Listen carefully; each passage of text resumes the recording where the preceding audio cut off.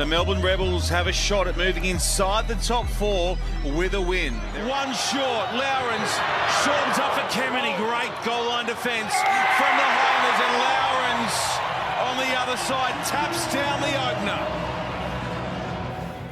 So the worst kept secret in Australian rugby has been confirmed today, and that is that the Melbourne Rebels will not be taking part in the 2025 Super Rugby season. It was the news came out that the application to be able to compete as a franchise in 2025 Super Rugby has been failed. Of course,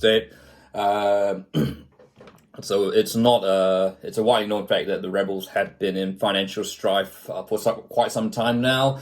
It's all very obvious. The crowds attending Rebels games, this season have been pretty poor.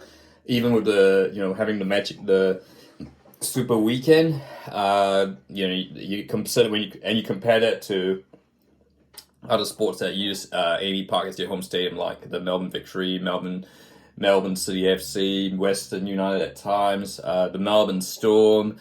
And of course you had that story about I can't remember the Rebels player's name at this point, but he was refusing to play because he wasn't paid. And certainly, and I guess it's sort of been a long journey. Rebels, of course, started first played in Super Rugby in 2011.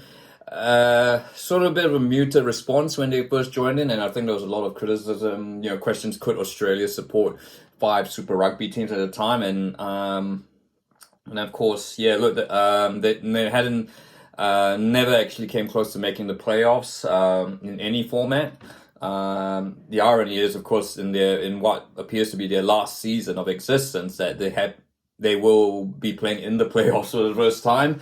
Although it has to be said that Super Rugby Pacific is not what it was for what Super Rugby was.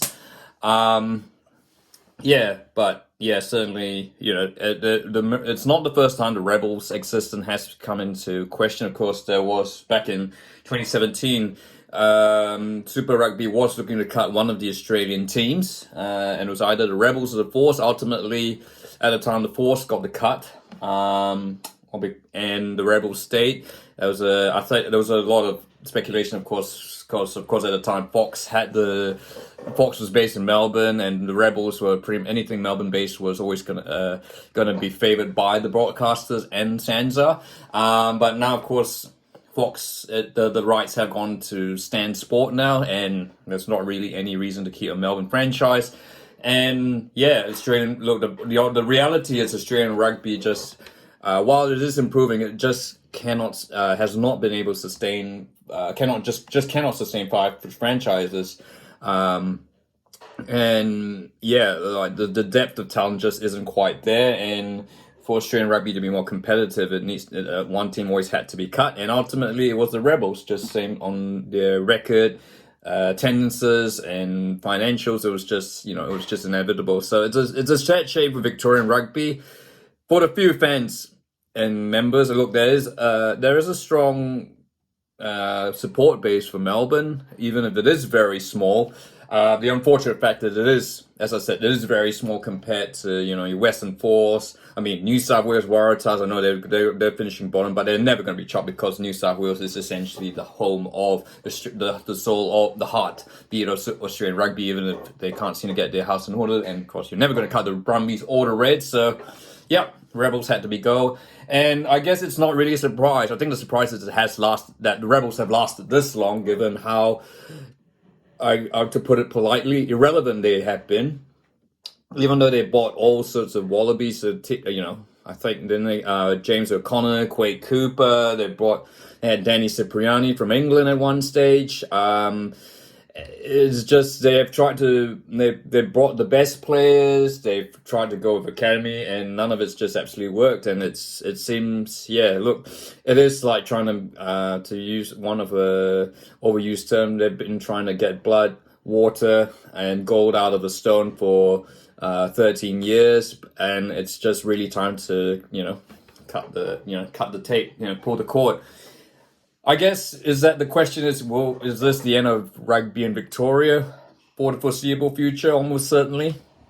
I think it doesn't mean that the Wallabies won't play in Melbourne. I mean, Melbourne is still Melbourne is a very big market for Australian rugby, and certainly, they can. The MCG crowds have shown that Melbourne can host big games. But yeah, certainly in terms of a domestic provincial comp, that's looking very unlikely. So Super Rugby is going to be down a team. At this point, we're not sure there's going to be a replacement. But yeah, what are your thoughts? Is this a harsh deal? Is this what you expected from Rebels? And what are your thoughts on the Rebels? Is this pretty much an indictment of the decline of Australian rugby in the 21st century? If you like this video, feel free to like and don't forget to subscribe.